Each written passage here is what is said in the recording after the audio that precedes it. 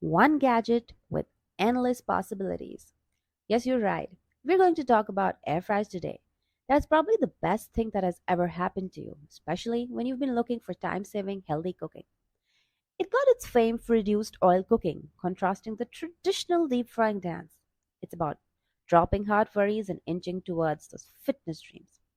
But hey, wait, your apparent best kitchen buddy has its sneaky side. Did you know air frying leads to nutrient loss in some foods due to high heat exposure and prolonged cooking times? Not only this, air fryer baskets come with non-stick coatings with toxic particles that mix with your food. So you are at a risk of ingesting harmful compounds like PFOA that is associated with potential cancer risks.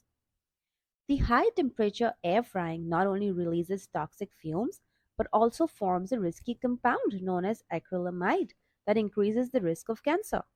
The high heat cooking method results in diets rich in advanced glycation and products that is linked to various health issues, including inflammation and chronic diseases like diabetes.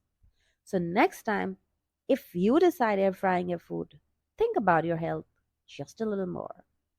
Curious to dive in? Hit like, subscribe, and share for your regular dose of food facts. Stay curious, stay cooking.